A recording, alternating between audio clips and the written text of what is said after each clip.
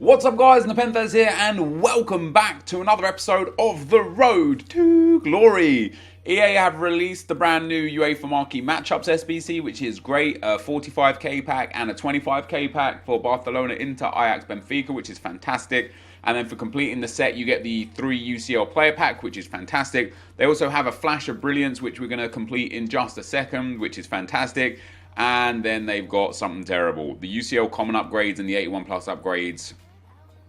Just a rip-off. Honestly, it's just a rip-off. One pack with one 81 plus rated player that's untradeable for 11 blue cards. It's just I mean, I don't know how else to say it other than it is actually a rip-off. It is a scam. Fortunately enough for me, I'm able to sell a lot of the items that I had in the club for some profit out, off the back of some of these things here, which is quite nice. But without further ado, guys, before we get into explaining where we finish in FUT Champs and watching our final games and such, let's get into the UEFA Marquee Matchups first of all. I have already pre-built these so that I don't waste too much time for you guys. So a Prime Gold Players pack here for 3 Barcelona players and 6 La Liga or Serie A players. So we've got a tradable guy here. Untradeable Dembele, who I don't use anymore. He just sits in the club, so we might as well get rid of him. Tradable Thibaut and Radu and Lukaku, Duncan, Kurtic. Untradeable Hetamaj, untradeable Balde Diao, untradeable Martinez, and then Kluivert there coming in at the left wing. So lots of untradables. All 3 of the players from the club that is necessary was indeed untradeable, which is obviously fantastic. Let's claim that reward. I'm not going to open this just now. We are going to get straight into it, however. We're not going to waste any time and make you guys wait for a long time. And then the second one is Ajax versus Benfica. So again, really easy. 85 chemistry only needed, 78 rated, 2 rares, 2 Portuguese, 2 Dutch, and then 2 either Ajax or Benfica. I've actually got 4 shinies because I have again got some untradables in there. The striker is tradable, but I think Ziyech I bought for 750. And then Haps, I believe, is untradeable. No, he's tradable as well. Well, there you go. I've even got one extra shiny in there that's tradable just for the sake of EA. So there you go. I've built a team there. Most of these guys are first owned. A couple of them aren't. In fact, just one of them isn't. Just Ziyech is not first owned. So we get to turn that in for a premium gold players pack. And that is going to then give us also the UCL 3-player upgrade pack. And we're going to check the prices of the players that we pack, because this one is, of course, tradable. So I want to be able to sell these guys if they're selling, basically. And let's get into these packs. So we start with a Premium Gold Players pack. I don't really expect anything out of these. I've opened them on the Xbox account, and I didn't really get great things. I don't expect much out of these either now. I feel like Lucas isn't bad. I feel like it's like pack weight has just dropped heavily recently. I feel like there's too many packs, too many items coming out. And that off the back of that, EA are just doing their best to kind of reduce what people are getting, essentially. So we've got a couple of players here. Now, Trezeguet, all the common cards now are going to sell for a fair bit because of the way the blue card SBCs are. Look at that. I mean, 600 on open bid for this guy. On open bid. That's insane. We'll get like 800 coins or so for him, probably. And then we also get ourselves a Prime Gold Players pack. Come on, EA, hit me with a walkout. Let's get something big. Oh, we have got a walkout. Come on. Is that an inform walkout? No, it's gold walkout. Brazil. Centre forward. Robbie Firmino. Let's go. That's a huge pull. 86 rated. And we get ourselves a nice big walkout. Another attacker, guys. I just can't even use. I'm just going to sell him off, especially before the market crash. What's he selling for right now? Maybe like 60k, maybe 55 to 60k. I mean, his price is only going to plummet. And it's another card that, hey, this is a good card. 4-star, 4-star, high, 5'11". Great dribbling, good stam, good shooting and such. But for me, he does not even fit into my team. And I know, yeah, I might be rushing this one through. I don't mind holding on to, special cards. But gold cards that we're likely to pack several more times in due course, I'm going to be getting rid of. And Firmino there can just go straight away and get straight into the coin balance, essentially. So we'll take some coins off of him. Let's compare the price of this guy. So again, we're looking at like 600 to 900 for every common gold card because of this new SBC. I don't know, maybe not for Shabalala because of the value that he gets. But yeah, as soon as Firmino sells, guys, That's going to be fantastic. That's going to put us up to over 400k, and I have got a lot of coins in just investments and such. I think I'm well over the million coin mark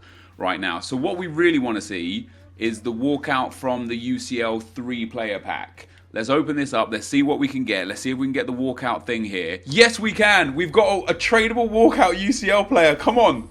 Who's it going to be? Belgian.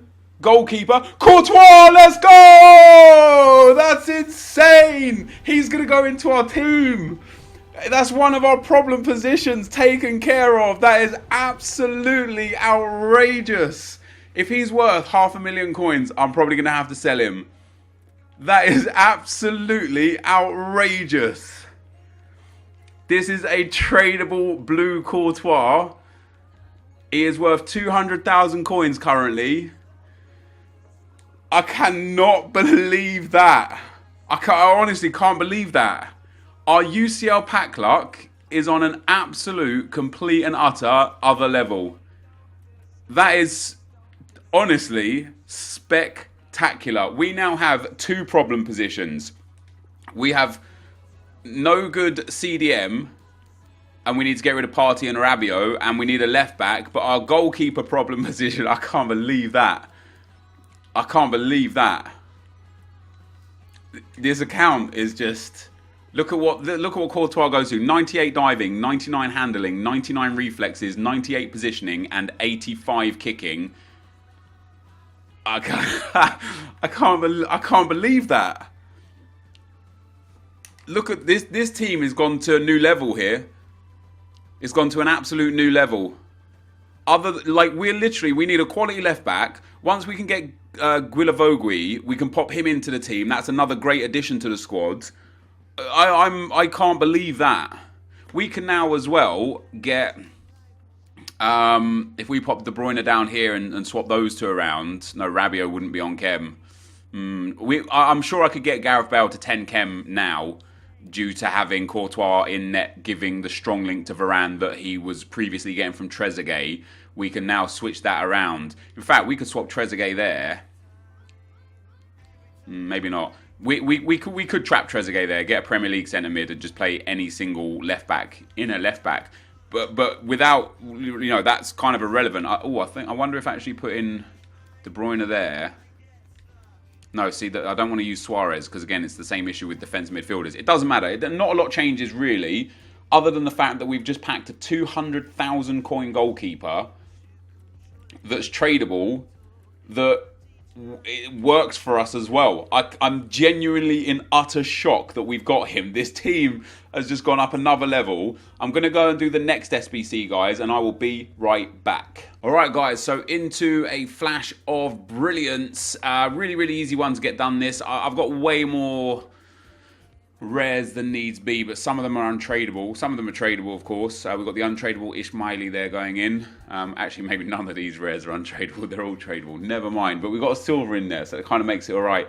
So really, really cheap, really, really easy. We get a Prime Gold Players pack out of this. Do you know what? It just doesn't matter.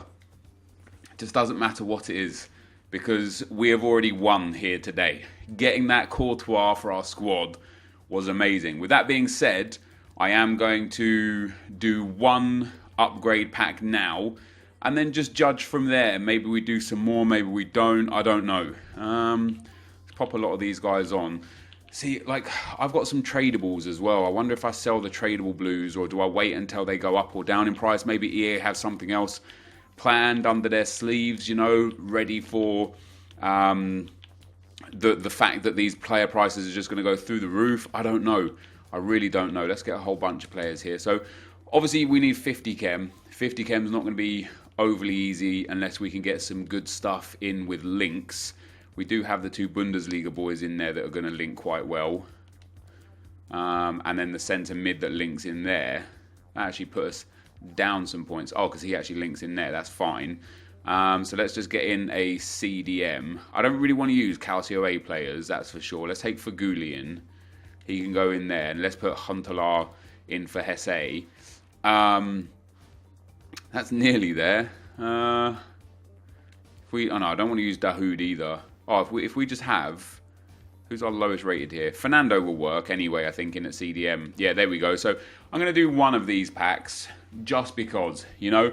Obviously, we've already had insane luck with Courtois. We don't need anything more than that. Well, obviously, we could get some things more than that. But we've had some pretty damn good luck. We're going to open our Prime Gold Players pack. I don't expect anything out of this. A walkout would obviously be fantastic. Oh my God, we've got another walkout. That's insane. This is our third one. Brazil again. Centre back. It's Naldo. Hey, it's a walkout. I can't believe we got another one. That's now Firmino, Courtois, and Naldo. Fantastic. I think Naldo's price is a little bit spiked right now as well. Off the back of SBCs. That's another 20,000 coins. And I'll take it. I'm never going to turn down that. We'll take that. We'll send everything else into the club for the time being. We'll list Vogt up. I don't know if he sells, he sells. If he doesn't, he doesn't. Hakimi can go up as well. And then this guy can also go up. We'll just let those guys go on open bids. And then it leaves an 81 plus UCL rare player pack. If we get a walkout here, I'm just done. Because we can't. It's just too much. It's not happening. Told you, it's not happening. We got Courtois. We got Naldo. We got Firmino. What are we going to get out of this? A good left back could still be good. French striker. It's Karim Benzema again. Well, we used him in an SBC before. And that, guys, genuinely vindicates why I do that. Why I dump players that other people say, oh, why did you get rid of him? Because we've now just packed another Benzema. If I didn't use that first one, we would have our duplicate untradeable Karim Benzema that we would have to use in a far, far less valuable SBC. 85 rated Benzema, even him out of that pack, it's not bad. He goes for about 40k, I believe. Oh, wow, he's crashed hard. He's down in the 30s. But still, for our one team there, that wasn't worth it. Those packs just in general aren't worth it. That is going to be the end of the SBCs for now, though, guys. We're going to get into some gameplay and see how we did and how we finished in FUT Champs. I will be right back. Alright, guys, as we get into some of the gameplay, obviously these are the final games from the Weekend League. It feels so much better only having to play 30 games, by the way. Last week's Weekend League, we obviously finished 22-8. We bottled Elite. I wouldn't really say I bottled it. I was just playing relatively bad last weekend on the Sunday. You know, I did get a little bit triggered. So I suppose I did bottle it. This weekend, however, you know, it is kind of spoilers. If you guys follow me on social media, you'll know anyway. But we did manage to hit Elite 3. I actually got to 23 wins with just 6 losses. So I had 1 game left. You'll see at the end of the video there, I put a bronze team in. I thought I could win with a bronze team. I went 1 goal down and forgot that I didn't want to play with a bronze team, so I quit. Definitely didn't trade a win or whatever they're calling it these days, whatever the kids are saying about it these days. But we got to 23-6, and that was including 3 penalty shootout losses and 1 loss to genuinely one of the worst players that I've played in that game that I showed you guys yesterday, where even the comments were like, oh my God, like how? Or the day before maybe. So that's 4 games that potentially could have been wins. You know, at 23-6, that turns into 27-2 with that final game left. Like, I'm not saying that I would have won all the games, and you know, that obviously the whole weekend would have panned out differently had I won the first, instead of losing that first penalty shootout. If I would have won that first penalty shootout, matchmaking from that point forwards would have just been different. So I might have still only finished on 23 or 22 wins or whatever. But just knowing that I'm there or thereabouts, you know, I'm on the cusp of getting 25 wins plus per week. What I want to do, obviously, over the next couple of weeks is just consolidate Elite. I want to make sure that next week we can get Elite again. We went Gold 1, Elite 3, Gold 1, Elite 3. So if I can start getting in more Elite 3s and less Gold 1s in there and just become a consistent Elite player like we was last year, I'll be far, far happier. One thing that was really interesting this Weekend League, though, is that I never, ever went on a loss streak. The only time I lost back-to-back games in the actual sense wasn't even on the same day. I lost my last game on Saturday and my first game on Sunday. So although if they were theoretically back-to-back losses, mentally it wasn't, because there was such a long break between it that it was like, this is my first game of the day. Oops, I lost it. But other than that one occasion, we didn't lose back-to-back games in the whole Weekend League. And that was really positive in just allowing me to stay positive during the Weekend League. You know, playing some good FIFA, didn't hit a loss streak at all, didn't have to like really chase hard for Elite. You know, we got to 20 wins and I still had 2 losses available.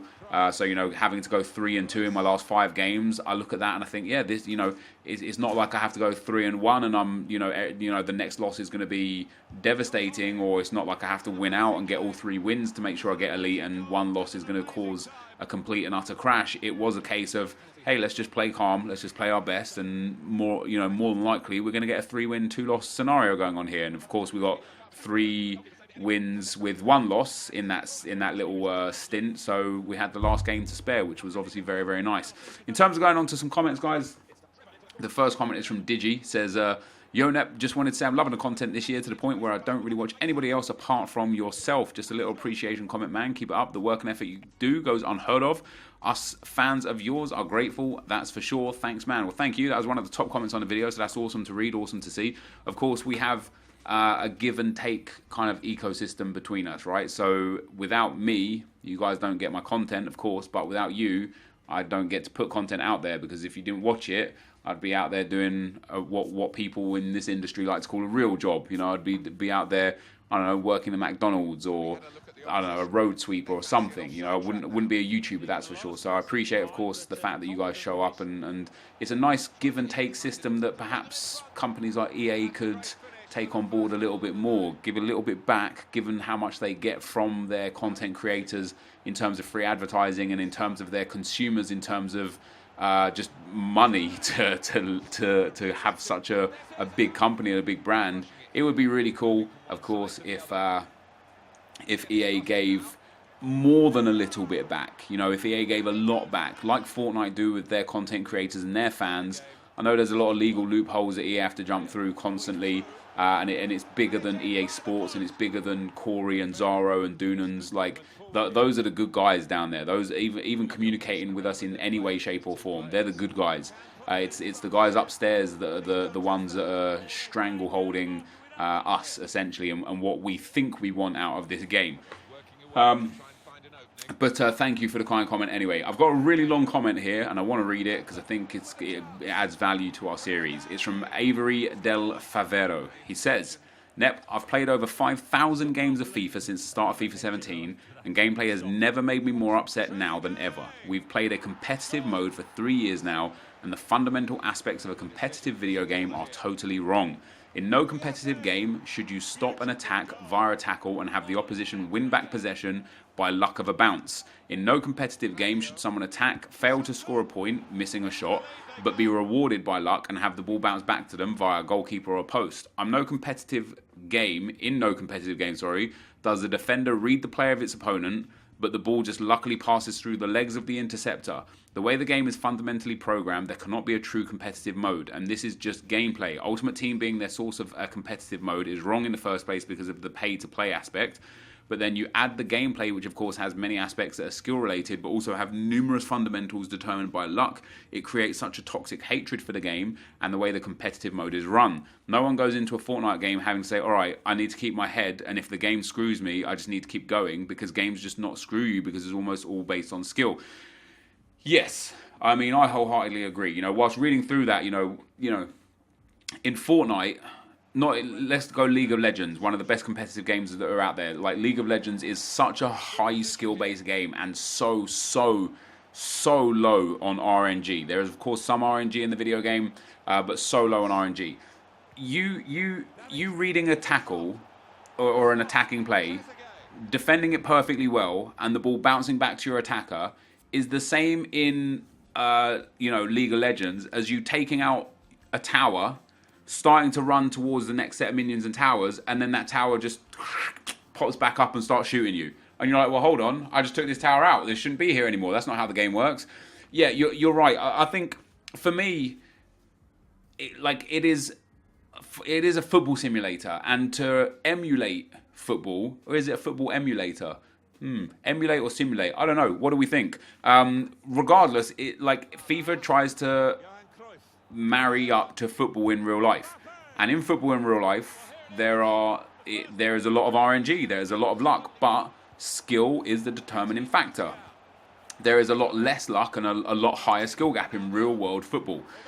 In FIFA, there are of course a lot of gameplay issues in terms of being a competitive game mode. Like you say, tackling someone and then the ball just popping straight back to them shouldn't be part of the game. The fact that most of my goals scored and conceded are either headers from corners or finesse shots from the top of the box shows that this is not suitable to be a competitive game, right? Because in real world football, you don't get, like, it's not like every goal we see in real world football is a header from a corner or a finesse shot from the top of the box. There is such a myriad of goals.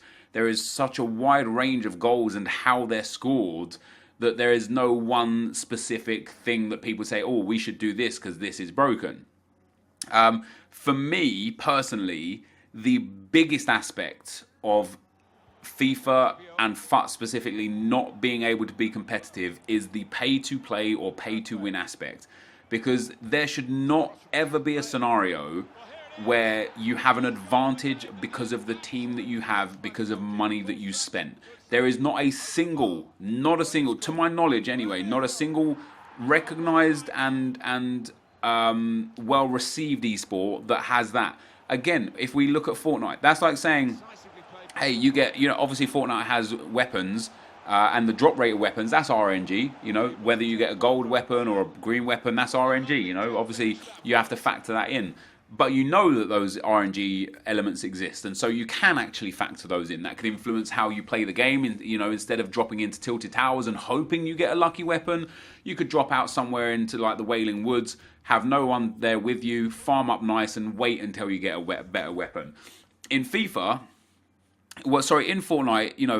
it's akin to having your grey set of weapons when you load into the game, and then having to grind over days, weeks, and months to unlock the green weapons and the blue weapons and the gold weapons and the purple weapons, instead of just having all of the weapons. So, in FIFA, if we say our icons are the gold weapons in Fortnite and our base common gold cards are the grey weapons in Fortnite, in FIFA, it's not easy to get up to those big weapons. And so when someone can pay to get that advantage, in Fortnite, if 10 people loaded in Fortnite with the gold guns and 90 people had the grey weapons because they hadn't spent any money on the game yet, those people with the gold weapons just have a massive advantage, and that's not acceptable in competitive play. So for me, one just genuinely huge issue with FUT is the fact that there is a pay to win aspect. Now, let's not say that having a great team makes you a great player, because it doesn't. I've tried to use this analogy a fair bit. If I gave my mum the best team in the game with full attribute cards on them and all sorts, and I took a bronze team of goalkeepers with no chemistry, I am pretty confident I would still beat my mum at FIFA, because she is very bad at the game. So to say that just having a good team means that you are inherently exposed to winning, that's not true. However, when you get to the caliber of players of FUT champs in general, but when you marry up against or match up against someone on your skill level or around your skill level, the team makes a difference. And this year in FIFA seems to make more of a difference than ever before. So if you're an Elite 3 caliber player and you come up against a Gold 2 caliber player, and you've got a standard gold team, maybe you got some good players in there, you got a Fabinho, a Varane, that kind of cards, but a standard gold team, and this gold 2 guy that you come up against has got a full-on icon team, Eusebio, Cruyff, Ronaldo, Gullit, Vieira, Maldini, Ferdinand, the works. That gold 2 player is going to give you one hell of a game, in spite of the fact that he is 2 tiers in FUT champs lower than you. And so when it comes to competitive play in the online events and stuff, like obviously the LAN events are a bit different because they have access to every single player.